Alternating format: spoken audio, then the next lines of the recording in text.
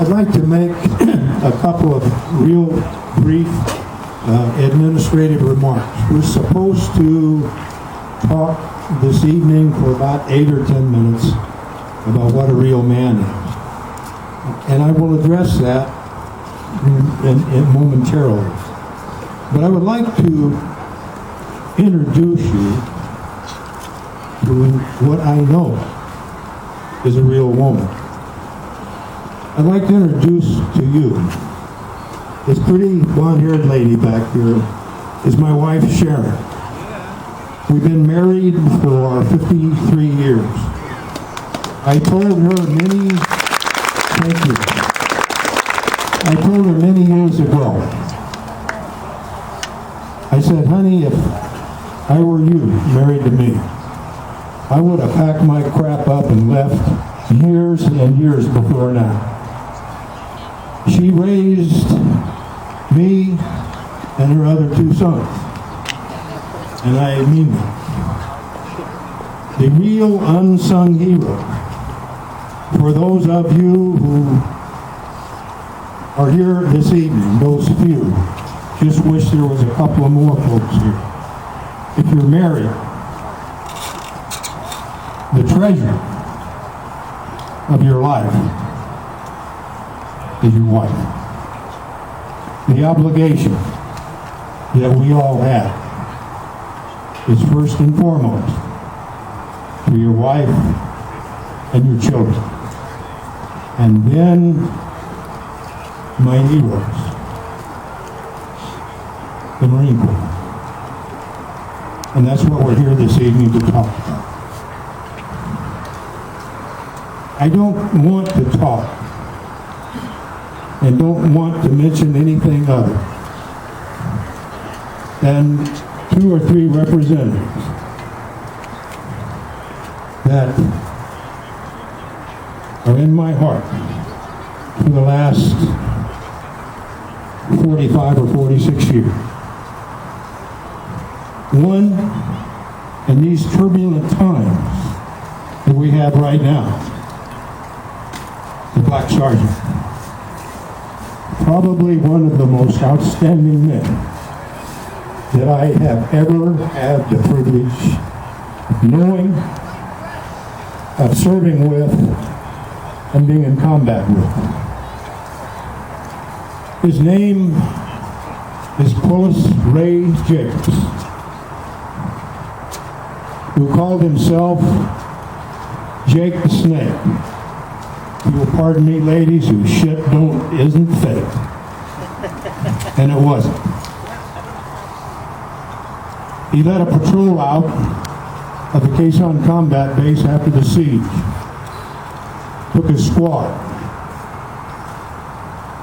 One of his fire team leaders to this day is my best friend. His name's Michael O'Hara. Got out of the Marine Corps as a sergeant. Pullis Ray was leading his squad.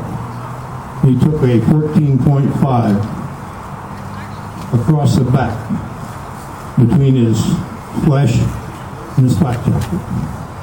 Blew his flak jacket apart. Mike was behind him. He said, "Sergeant Jake, you're bleeding. Were you hit bad?"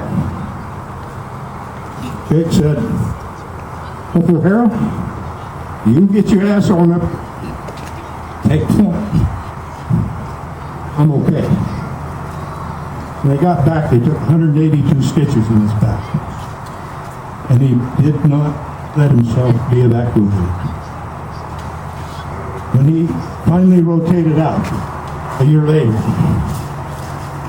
these things mean something.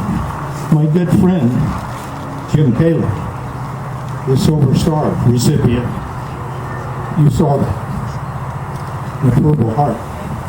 And you folks know that are in the ranks that make all of this stuff happen, that are Lance Corporal or Corporal, wearing a Silver Star. Damn sure at least rated that, and probably more. So Jake got back home to Compton, California. awarded the Silver Star, 2 Bronze Stars with Combat D, 2 Purple Hearts, and the Navy Commendation Medal with Combat D. He slumped out bars in combat, started a business, ended up being a general contractor, built apartments and businesses in Compton. And when the big riots occurred, if you remember that, Jim, back in the 80s, Quillis Ray was well known in Compton. He put the word out, and it's on movies. On the news broadcast today, you see it. You see some men up on business. They got long guns.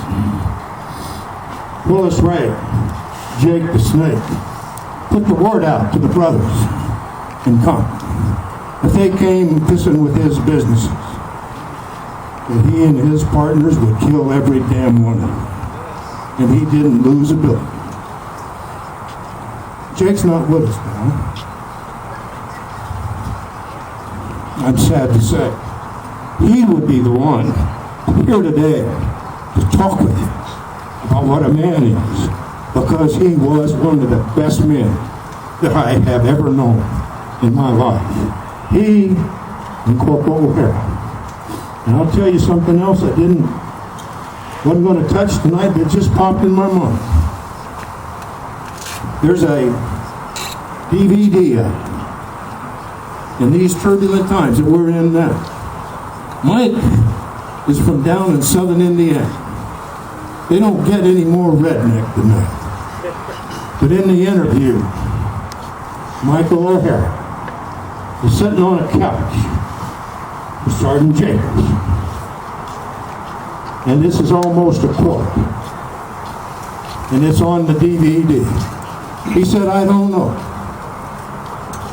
People tell me that Sergeant Jacobs is a black man." He said, "I'll tell you this, though. When he was wounded, his blood was just as red as mine. And he's my brother. And I'll love him until the day we die." And guess what?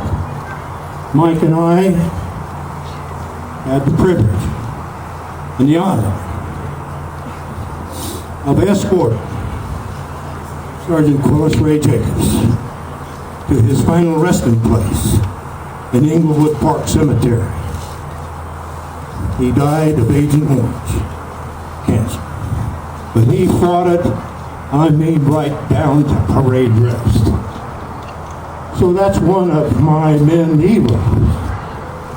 Another one, a young Marine, checked into the company after the siege started. 140 pounds, fuzz on his face. He's a Marine rifleman. Except all along the line, he had been telling people that he was a conscientious objector. Boot camp at San Diego. ITO. All the way to assignment down to Bravo Code. And as I look back on it, I said, we don't have any need for a conscientious objector. We needed what you all are or were, Marine riflemen. The best light infantry that the world has ever seen to this very day. So he was transferred for the chaplain, whose job it was to become a stretcher bearer, to get wounded aboard helicopters in the C-130s when they were still being allowed to land. He was carrying one fellow Marine aboard a helicopter, and it got into the middle of incoming. Everybody left except Nick. He threw himself over the wounded. Marine on the stretcher. And he was killed.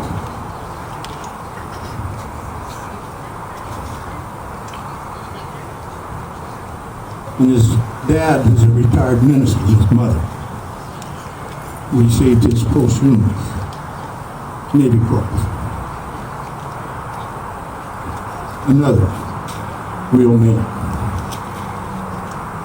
I'm going to have to cut this short before the hook gets out and grabs me. Because one of the real heroes is coming up behind. A man that you know of, some of you may know. But I just want to tell you this in quote. Cut to the chase. You men represent the modern crusaders. It is you who are going to go again, once more, into the breach, like the age-old Teutonic Knights and the Knights Templars. It is your obligation, and it is our obligation to back you, to go into the breach to fight this terrible, terrible cancer that's upon the Western world. You remind me of the Knights of the Round Table, righteous, honorable, courageous men who will go once more into the breach for your family, for our country, and for our Western civilization. I am so proud to be here with you this evening to share 8 or 10 minutes with you. I wish I had more to tell you about how much we old gray-haired men respect and admire each one of you. God bless you, and I salute you, and I say from the bottom of my heart to each one of you, Semper Fidelis, in His holy name. God bless you and your service from this moment on.